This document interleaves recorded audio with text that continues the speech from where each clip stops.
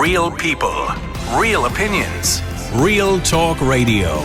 The multi-award winning Niall Boylan Show. Ireland's classic hits.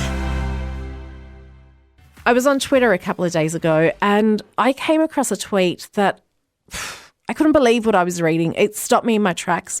It was from a woman called Rebecca O'Riordan. She has a 4-year-old daughter who has autism, and she was actually asked by the HSC to monitor her daughter's bowel movements in order to justify the free nappies she was getting. I couldn't believe what I was reading. And we hear a lot of this on this show about services letting down parents of children with disabilities. And it's always heartbreaking. Rebecca has generously agreed to come on the show tonight to talk about the story behind this tweet and explain what happened. Rebecca, thank you so much for taking our call. How are you doing? Good, yeah, no problem, yeah. The reason why I'm calling you, Rebecca, is I couldn't believe a tweet that I read. It was up on your X account and it said, I thought being asked to weigh my disabled daughter's nappies to justify why she needed 5 a day instead of 4 was the most degrading experience at HSC Live could inflict. But they somehow continue to outdo themselves again and again. I can't be reading that right, can I? That's incredulous. That's the first thing I thought when I read that tweet. I think that people's reactions to it, I think somehow I think as a parent you get desensitized over time to what the HSE is capable of, I suppose, yeah, or not capable of, as the case may be. You get a little desensitized to it over time. I suppose I nearly didn't. I mean, I was kind of surprised by people's kind of shock, I suppose, because I mean, obviously it was unpleasant, but I nearly you forget that other people don't have the same experiences as you. Yeah. Because so what would have happened was a few weeks ago we would have moved to a new area. Mm-hmm.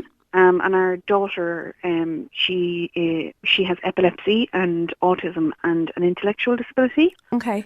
So through the medical card, she would be given nappies. And she's 4, isn't she, Rebecca? She is, yeah. Yeah. So so she gets nappies on her medical card, and she she's gotten those for almost a year now, I'd say. And we've never had any issues with it. Our public health nurse was lovely. We moved to a new area, and I rang them and asked if they could move the order over, and they said, yeah, that's no problem whatsoever. And I didn't really think any more of it, but they didn't arrive, so I rang back and I just said, look, what's up?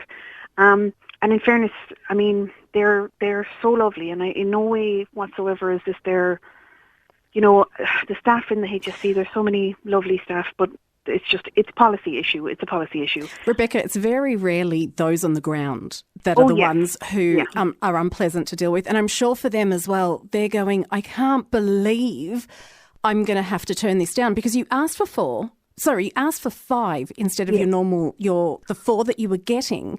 Oh. But they turned you down, did they? We were always getting 5. Oh, you were getting 5? We were always getting 5. We were always getting 5, and it was just that when we moved to a new area, it flagged on the HSC's computer.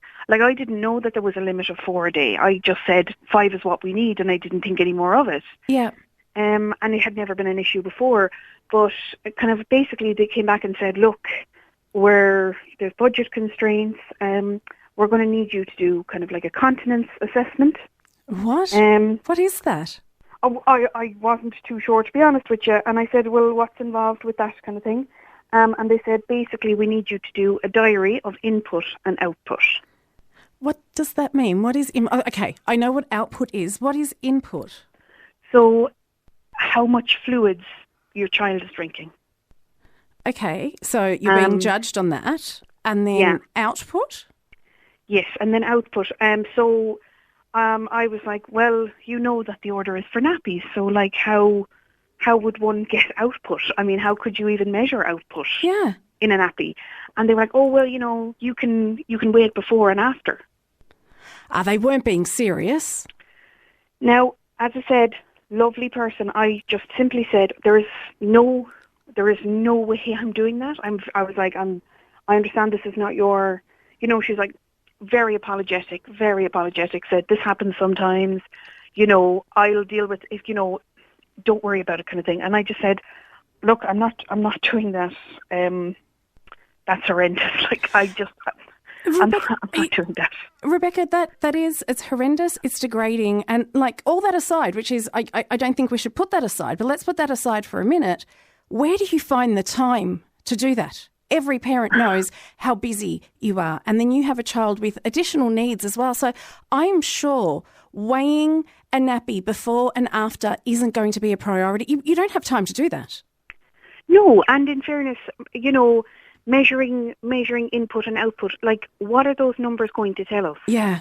I mean, what will I do? Restrict fluids to use less nappies? Like, I mean, I don't understand what the information could have possibly told them. And it's and look, I understand, like, every department, everyone has budgets that they have to keep to, right? But at the same time, this is a necessity. This is nappies. What are you going to do with, instead of 4, the 5th nappy, what are you going to do? You're going to stockpile those and sell them to a neighbour. That is not what you're doing, I mean, am I selling them on the black market? It's just so...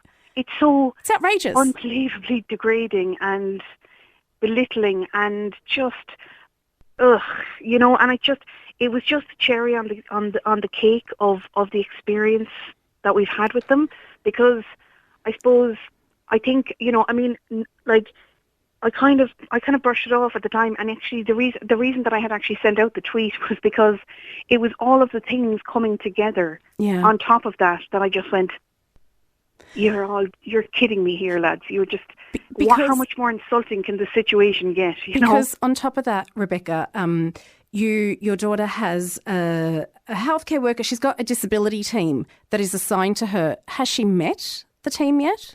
No, never. How long has she been on that waiting list to chat to the team? Well, now we went to. It's a messy one. So. Basically, what happened was she was referred to this service as a baby. Yeah. Because she started having seizures when she was 7 months old, and then we found out that she had there was a genetic kind of reason for it. So they knew she was going to need some support. We just we came along at the wrong time, so to speak, where they were reconfiguring to this new system called Progressing Disabilities. And what's that? It's the new system of children's disability services. Okay. Yeah. And the idea was that it was supposed to be a needs-based service and not a diagnosis-based service. Mm-hmm. That was the idea behind it. And there was going to be 91 local teams throughout Ireland, because it used to be that, you might have a service which the Children's Disability Services used to be like, Enable Ireland might deal with physical disabilities, Cope Foundation might deal with intellectual disabilities. And then you tended to have children kind of in the middle who tended to get a little bit lost. Yeah, yeah. So in theory, it sounds like a great idea. In practice? In practice, it has been the biggest disaster in the history of the state. I think it would. I don't think I'm being dramatic to say that. I think any parent of a child with a disability in this country would agree. It was supposed to create equity of access, and it's the only equity that it's created is an equity of a lack of access. Because whereas before only certain children would, be able to access services, now no children get anything because if you try and make 91 local teams, they're not. I mean, it's not possible for, your local team to be, to have a great grasp of every disability. So what you're finding right now for you, it is definitely not working for you and your family. And I think reading your tweet, as I said, I was shocked and then really upset, and then I got upset as well because I went, what is it in this day and age where unless we take it to social media, unless we take it to the media, it feels like the case isn't being heard.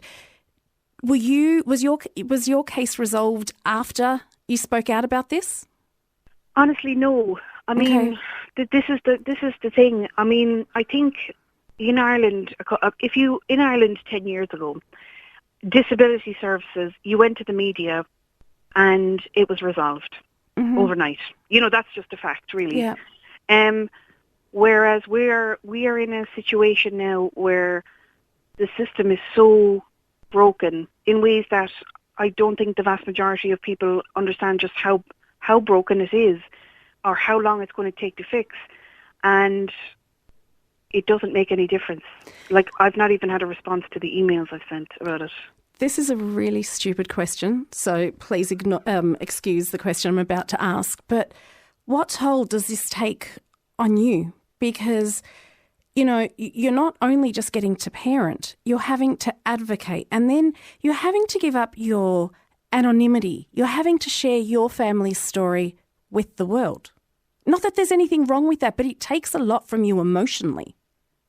It's degrading beyond belief, and it's constant. It's absolutely constant. You know what I mean? Like, my daughter deserves better. Yeah. She, like, and that, to be honest, that's the reason I kind of sent the tweet. I was very angry, but I wasn't just angry for her. I'm also angry because I know because people have contacted me to say this isn't happening just for children. This is happening for older people. This is happening for, you know, people's grandparents, you know, and like the idea, the reality is that I can't imagine how many people there are out there right now who are buying expensive continence products because they don't want to have to justify how many they use a day to the public health nurse. But that's the thing, isn't it? It's the justification of your living. And as we keep saying, it's not like you're going to go sell these on the black market. They are a need. They are a genuine need. And I'm sure that you are probably underestimating at 5 a day. There might be some that might be 3 a day. There might be other times where there's 6 or 7 a day. Would that be right? Yeah, like, I mean, this is it. And the most depressing part of the whole situation is the only reason that we had been needing the 5 a day is because, like, a year ago, she had aspirated during a seizure.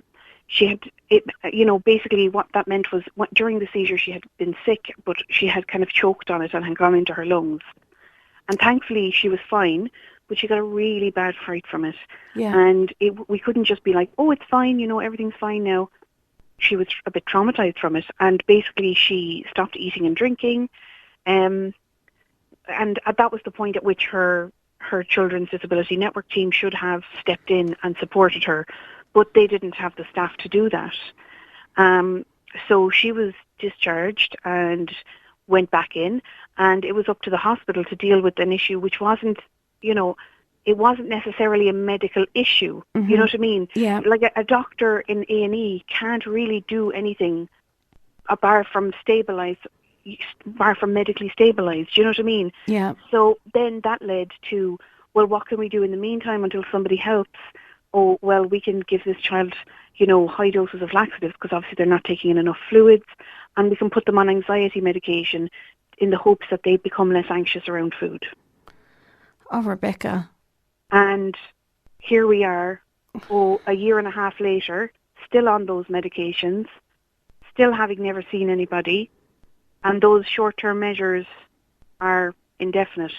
And so, obviously, I'm sitting here then and I'm saying they want me to justify to them why these nappies are needed when the only reason this extra one is needed or whatever is due to their complete and utter failure to provide the most basic care. And I think you're right there. And I think what must be frightening as well is, this is one thing. I'm sure there are other services that are needed. Is your whole life just a constant battle with the state? Yeah, to be honest with you. I mean, to put it into perspective, like my daughter has already had a legal case taken against the state on her behalf because that's the only reason she got a diagnosis. Like we had to take the case on her behalf under the disability to vindicate her rights under the Disability Act, and get an assessment for her so that she could get into school, to get into the special school that she needed. So you're fighting for absolutely everything. It's a constant. It's because you see, like my daughter is like, I couldn't tell you how funny she is. Yeah. She's amazing. She's the light of our lives. Like we wouldn't change her for, all the money in Ireland. Like she's No. absolutely hilarious. I just couldn't think of a single thing I would want to change for her, except for the fact that she doesn't have this support. But the thing that has broken us, I suppose, over these last couple of years, it hasn't been her. It's been the complete and utter lack of support. It's been the gaslighting. It's been the lack of services, the lack of support. It's the fact that, I had to leave my job when her seizures started, and I haven't been able to go back. And it's not just her care needs. It's the paperwork. Yeah. It's the escalate this complaint to this person. It's escalate this person. It's go meet this politician. It's go, it's keeping receipts of every single interaction you have with every single person, because they're always going to say, oh no, I sorted that. And you're going, how? It's mad because they're taking away the joy. The joy that, the time that you could spend together is being spent in keeping the receipts, in fighting for everything that you need. And it's not up to you to come up with the solution, Rebecca, but any of us listening right now, I feel so helpless for you. Is there anything we can do? Honestly, it's a difficult one, because I do honestly believe that we've gotten to the point where people have kind of thrown their hands up and said, oh, it's unfixable. But what I think is really important to do in this situation is that when these stories come out, as they often do, and they sound absolutely crazy and you think, this can't be true. Yeah. I've yet to see one that isn't.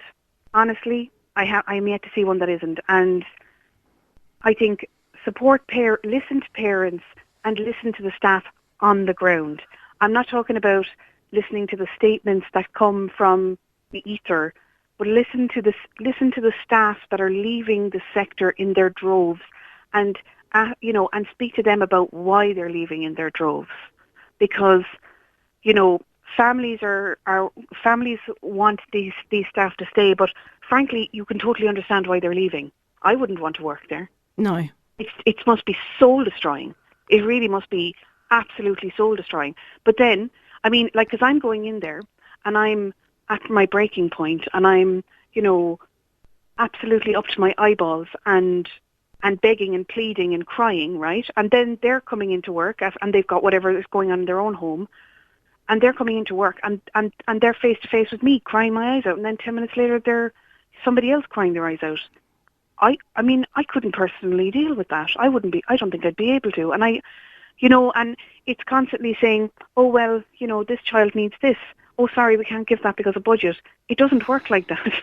You know what I mean? This is a wealthy country. We have an excess of billions. And yet, we keep talking about the money and, the state has loads of money. It's not about money. It's just that we can't recruit people. But it's not about that. It's about, can we retain them? And if we can't retain them, why? Yeah. And also, to be totally honest with you, as a parent, the constant discussion about, there's loads of money to solve this issue, it's really insulting. It's insulting because it kind of gives the message that you taking away my 4 years of my family's life has a monetary value. It doesn't. Yeah, no. I will never get that time back. All the children who will never have their futures realised, all of the children, there are children like my daughter who are starting in special schools. They've never had a single public therapy appointment in their entire life. And what are we going to do when those children are adults? That's what I was going to ask you, Rebecca. It's so depressing now. Does it get, and I hate having to fast forward you to this point, but does it get scary thinking, what happens when she turns 18? I know I know that my daughter will be absolutely fine. Yeah. I know that she will be, because we are so lucky. You're that her we have parents. a community. Yeah. We've made our own community. And I know that we'll figure it out, because I suppose I'm a very pragmatic person, and I've looked into financial trusts and everything like that, and just looked into it all until I love to kind of gather information and data, and that's what kind of that is what makes me feel a bit more In control? in control of the situation. Like, I'm doing the best that I can in getting the information, trying to figure out, I'm kind of inputting what I can to the situation to try and make it better or whatever. So there's that. But you see, the thing is, with our daughter, it was something genetic that we knew she might likely have, because there was something in the family. Mm-hmm. But so we went off and we didn't listen to anybody when they said, "Oh, wait and see." And wait and see is one of those phrases that drives me crazy when it comes to children. Because yes, we kind of, even if a child is very delayed, everyone will say, "Oh, they'll catch up in their own time." My next door neighbour didn't talk till they were 20 and now they're in Mensa. I laugh because, not that it's funny, but because people do. It's almost They like, do because it. they don't know what to say. They say something as do. ridiculous as that. They think it's comforting, It's but not, is it? it's not comforting, and No. it's not helpful, because then you feel, "Oh, I'm just a neurotic mother. I'm just a neurotic parent." You're not that at all, Rebecca. Whereas but it's not. And I remember, because we had that knowledge that it was a genetic thing, we went off and we ignored everybody, and we started working with our daughter from when she was about 12 months on certain things. Do you know what I mean? Yeah. Like, we were right in there. Because, this is the thing is, what is the worst thing that can happen with early intervention? Absolutely nothing. Yeah. Yeah. Getting in there early and supporting a child with multiple different communication types, that's never going to be a bad thing. And I think that that's part of it, is part of our dismissal and not validating parents' concerns Yeah. when they have them in the early days. Trust your gut. Trust your gut. If you think that because people kind of think I'm demented, but before my daughter started having her seizures, I knew when she was about 4 or 5 months that something was going on. I knew it in my heart. Yeah. I knew that she needed extra help, and I wasn't quite sure why or what it was, but I knew there was something. I knew she needed help, and I knew that it was going to be a fight to get it. But I can honestly say I didn't realise that it was going to be this soul-destroying. And Rebecca, I'm so sorry that you're having to fight this hard, and that the effect it's having on you and your family, you must be exhausted. Sure. To be honest with you, it's just, it is what it is at this point. I'm kind of desensitized to it, really. Yeah, which is horrible that it gets to that point, isn't it? It is. It's just, I think before I was in this situation, because she's my second child. Yeah. I think that and I think that a lot of people do it, is you kind of make yourself feel better by saying, okay, but if they really, really needed it, like if things were really bad, the help would be there. Yeah. And then when things go really, really wrong, you just go, you realise that there's no safety nets whatsoever.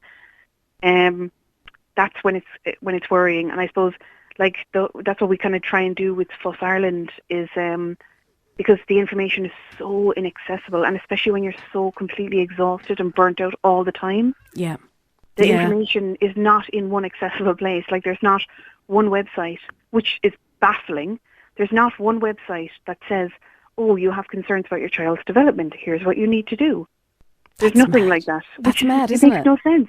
Like, if you try and see a breakdown of what children's disability services look like, you'll not be able to find it. There's different pathways and avenues, and when people kind of come to us, we just kind of offer them peer support. We offer, we crowdfund answers, basically. We go to the wider internet and we say, hey, this mom is having this problem, this dad is having this difficulty, who has an answer? And we get, a lot of the time we actually get staff messaging in with answers. Wow. Do you know, this is why sometimes I think the people who make decisions, those in power, should actually be experiencing or have experience of what they're making decisions about. That's it. Because I think as well that this whole mess has gotten to the point where the people who are making these decisions are so far removed from the people that they affect. Yeah. That it's frightening. It's really and truly frightening, because the people on the ground in communities, the people at the local children's disability team, the nurses, they don't want to come to work for this. I mean, nobody gets into children's disability. No. They don't get into this area because they want to kind of screw people over. No, not at all. They're the most caring people who come into this profession generally. Yeah, and they don't want this, and that's why they're leaving. It's why they're balloting for. It's why they have voted for industrial action. Yeah. Well, look, Rebecca, I don't have words to make this better, but I just want to say you're amazing, and thank you. Thank you so much.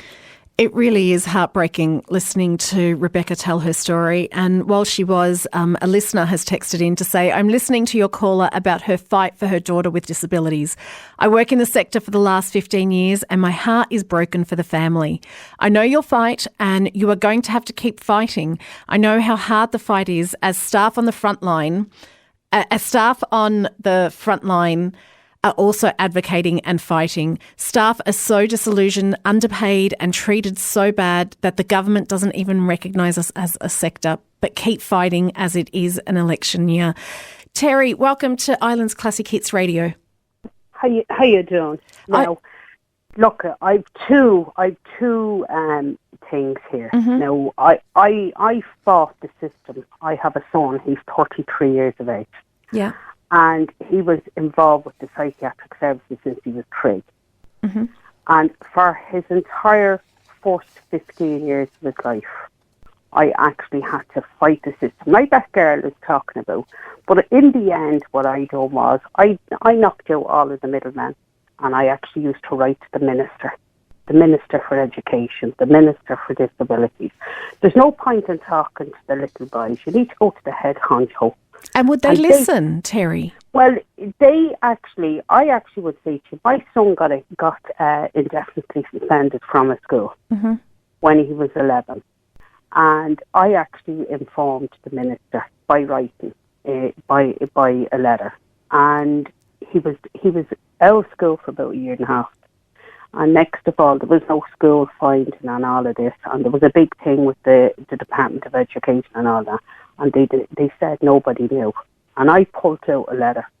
And I said, you didn't know, but I wrote to the minister. And I got a letter from the minister. Mm-hmm. Have it here. Do you know my son was allocated a classroom? Now, he never got to avail of it because, like that girl is saying, it takes a lot of years to get stuff. Yeah. It's a fight.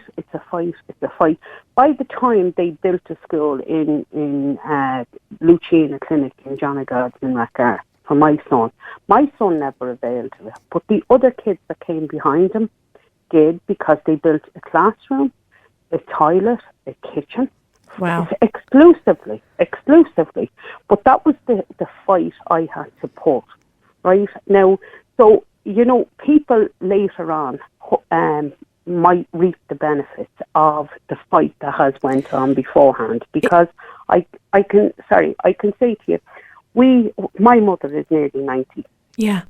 And I will say to you, from people previous maybe fighting for their loved ones years ago, we went down to watch Daniel O'Donnell there the other night down in Cavan.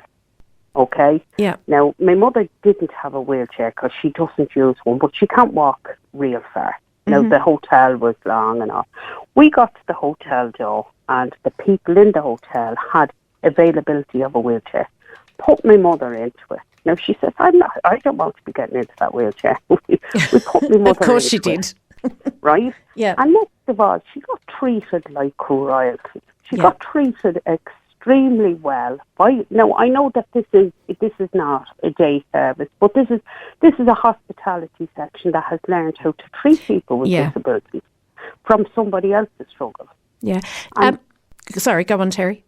They brought us, we got into a little different access of the hotel for my mother to be able to see the show. Now, she'd have never got up into her chair, you know, because my sister-in-law and my sister were at the back. Now, in saying that, they actually got to shake hands and hug Daniel O'Donnell because he went down the back.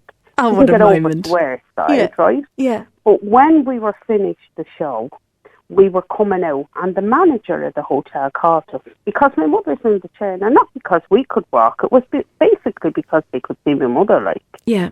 And they said, "Do you want to get a photograph with him?" And there we are, all smack in the middle with Daniel O'Donnell. All horrible. That's amazing. Terry, You know, Terry, can I get you to hold there for a sec? Because I just want to bring Malcolm into this conversation. Malcolm, what services did you need to access?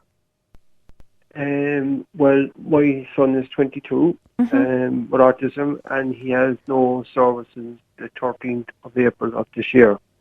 And since he joined the adult services, he has received over the last 4 years a few hours here and there.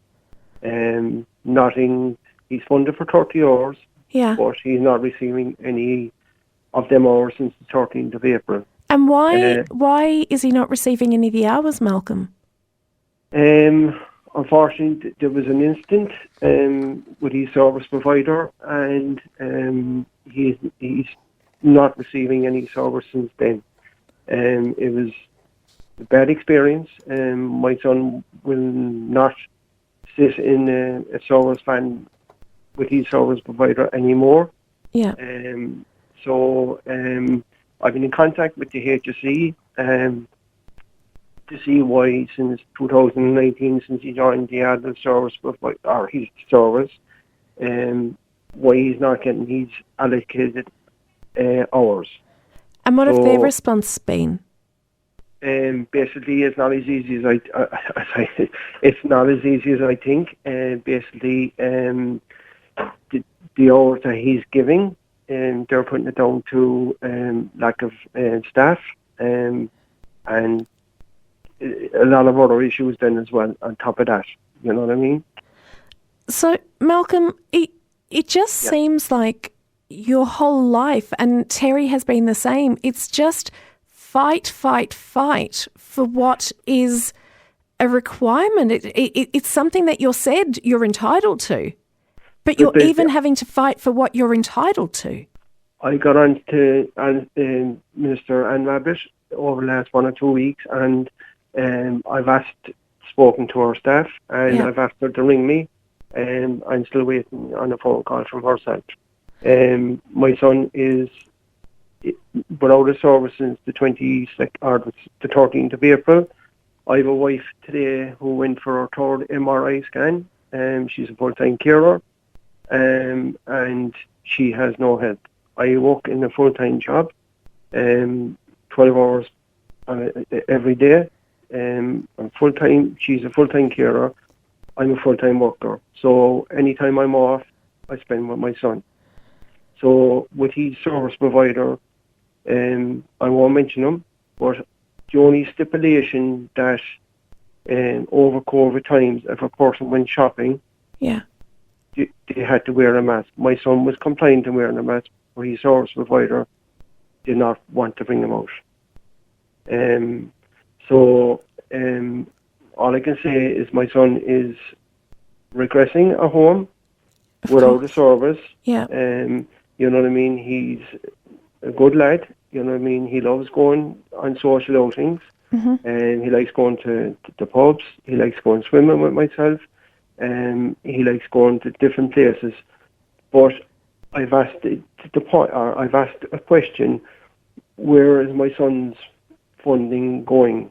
You know, he's not getting the service, but where's his money going? That's actually a great question, Malcolm, because you're right. He's down for 30 hours of this service. And that's a great question to ask, because they should be able to come back to you with an answer. So what answer were you given to that? I wasn't given any.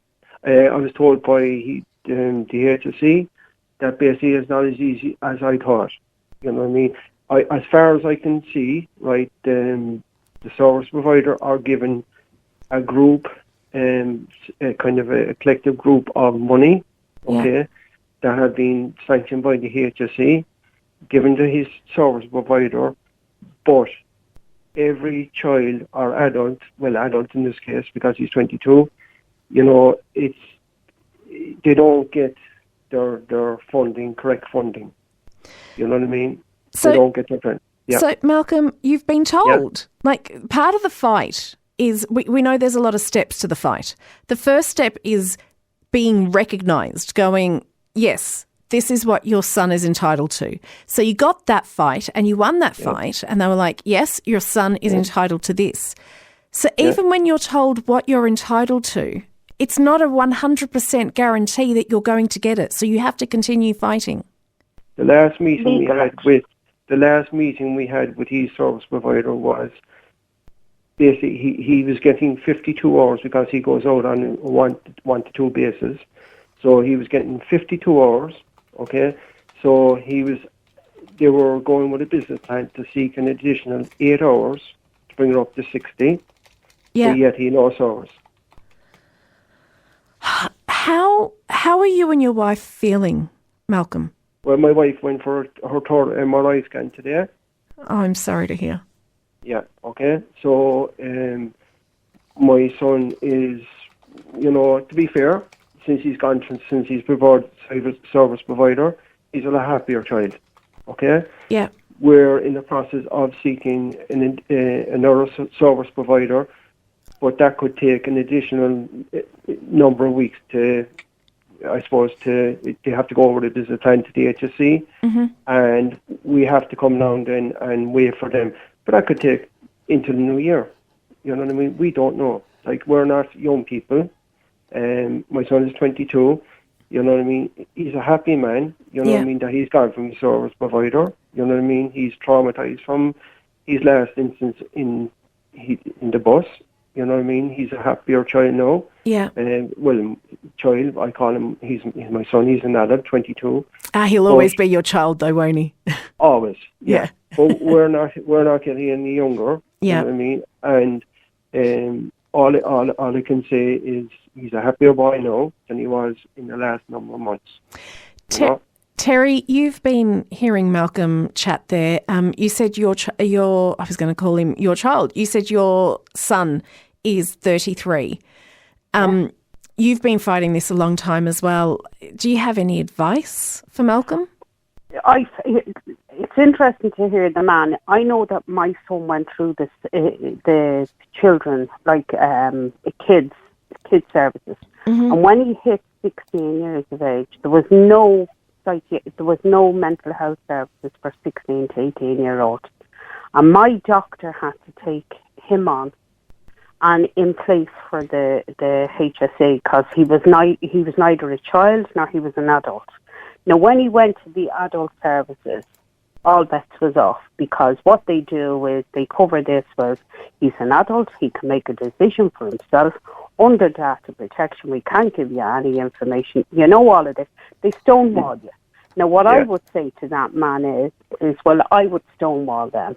I'd actually just then go and get a good human rights solicitor and fight through the system. They record everything. So you record everything. Every phone call, I wouldn't even make it a phone call. I'd actually write letters every day and post it to them. And they'll soon, once it's down on paper, even if it's an email, even if you can't afford a stamp, I'd put it in an email and I would hound them. And I guarantee that once they know that something's in front of them, that you're a smart... You see, they don't give people credit. I actually would say to you, I applied for the carers allowance for my son. Now, when my son hit 16, they offered it to me. And because I worked 20 hours, I actually couldn't avail of it. And my son, he got fairly sick one year, and I applied for the carers allowance. And I was out of work, and they said I wasn't entitled to it. Now, I had a picture of my son had severed the main artery in his arm. And they had told me I wasn't entitled to the carers allowance. Now, this is the social welfare. And I said, am I not? Well, I sent them a letter, and I sent them a picture of my son's arm. And I said to them, I said, my son doesn't have sore toes. I said, he tried, that was the last suicide attempt. Do you know I was given my carers allowance the following day? Because you have to fight. You have to fight and fight and fight. Like you know, you're going mad with the fight. Yeah, my wife was, I would be classed in COVID times as a frontline worker. And I did a bit of overtime in my job because people had to eat. Yeah. And as a result of me working as a frontline worker, my wife came out with 12 cents an hour for looking after my son. Our carers allowance was taken off her.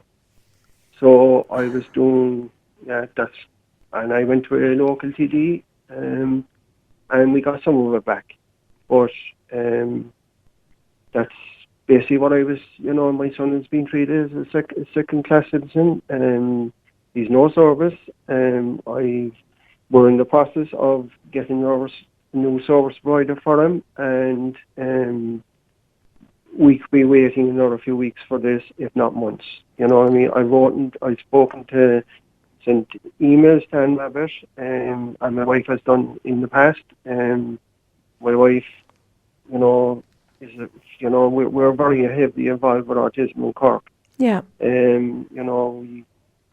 We've done things in the past to kind of support local schools, and I'm not going to go on about what I've done myself. There might be some other thing to do, but, people in Cork would know me and such, so I'm not going to say anything about what I do in Cork. But all I'm saying is my son and my wife, which when I was classed as a frontline worker, our carers allowance went down to 12 cents an hour for looking after my son, who's 22. That's disgraceful. It's disgraceful. I know, yes, I know that, and there's more than me and parents, just many other parents worse than me. All I can say is, another thing I will say is when my son was 8 years of age, he's now 22, 14 years ago, I was asked by a social worker, a friend of ours, and she always had Keane's back, to put my son's name down on a residential list, which we did, as we thought. And less than a year ago, I met with the HSE manager, disability manager. He told me there was no such thing as a residential list. So my heart was ripped out because, I'm 57. And I thought that was the only thing I would have, when I reached a certain age, if I could look after my son no more, he would be looked after. Well, you were looking after his future. Sorry? You were looking after his future, looking out for him. Yeah. I can't believe what I'm hearing. Well, I can, and I'm so heartbroken for everyone. Malcolm, Thomas is joining us on the line now. He has a 3-year-old son who has autism. Thomas? Yeah, he has autism there. Obviously, the health nurse said it to us, and ever since we are absolutely non-stop trying to get him into places to get him. HSE tell you it's a 2-year, 3-year waiting list, and then you're waiting a hell of a lot longer, do you know what I mean? And then, so you're going private. Nobody should have to go private to get this stuff done. Do you know what I mean? Now, fortunately, we've got a private. How, I don't know. It's just come up to us now. This is 3 years later. But it's come up now that we have one date, but this is privately. There's people out there that, excuse me for saying it this way, but they don't have the money to go and be able to do that there, like. So why aren't the services there? Like, what is causing this waiting list for people? Like, it's hard to plan for the future. Do you know what I mean? Getting them into schools and all, very hard. We tried a school, they said, no, you have to have the proper recommendation for it. But people can't get the recommendation if the waiting lists aren't being seen to. That's the problem too, isn't it? It's like, we've got you an appointment for this, but you can't make it to that appointment unless you've done that. But you can't do that because you're on a waiting list. Yeah, if you're doing one thing, but then you're hitting another brick wall in front of you. You're trying your best. Like Ames there does Ireland. Hunter has, our young lad has the Ames. That's brilliant for his preschool. But for him starting school next year, we have to have all of this done. And it's impossible because you're just hitting brick walls constantly. Waiting list. But there's never anything being done about it. No, and do you know what scares me as well, Thomas? And I'd say it's so hard having to advocate for your child, something that is a right for your child. But then I think of people who don't have the advocacy skills. What is happening to those children as well? They're just falling through the system. And I'd more than 100% say as well what they're being told the same thing. Waiting list. It's an absolute joke, the system. And I say that from the bottom of my heart. Yeah. I will say one thing. Hunter's mother is brilliant with him. And thankfully, she's there. She knows every movement. She knows when something has bothered him. Because my young lad's non-verbal. Like, he doesn't talk. His words are barely coming out now, like. So on top of that, you're trying to get your speech and therapy. The price of speech and therapy on top of it as well. Yeah. It's through the roof. And then for occupational therapy, like, I can't see why there is a struggle in Ireland. And it's in all of Ireland, simple as. And I won't say any more. I won't say counties around. It's in all of Ireland. Yeah. Well, the waiting list, that's the problem. And there's nothing being done about it. The Minister of Health probably, now I heard a lady saying about emails. I was actually only thinking that this week. Myself and my partner had been speaking about it beforehand. Yeah. But it's as the lady said, it's nothing but constant systems and brick walls. You're just meeting stone walls no matter what. And I do feel for the families that they know what I'm talking about when I'm saying it. Mm. What's upsetting, like, I think that was a great idea that Terry said as well, though, because, and I know it's more work, but just keeping that email trail, that written trail of, but you never told us. Well, actually, I have an email here going back to this date. This is how long you've known for. But I mentioned this to Rebecca as well. Like, Hunter is 3. Yes. You should be spending your time, taking him to all these appointments. But when you're not at those appointments, you should be spending your time with Hunter, enjoying your time as a family, not having to fight and go to bed exhausted, not because Hunter's exhausted you, but because the system has exhausted you. That's unfair. But that's the exact point. Like, at the end of the day, their family know their own children. Yeah. And that's just the way it is. But for them to be pushed back constantly, that is a joke. Like, they're the ones that are going to be, they're the future. Real people, real opinions, Real Talk Radio. The multi-award winning Niall Boylan Show.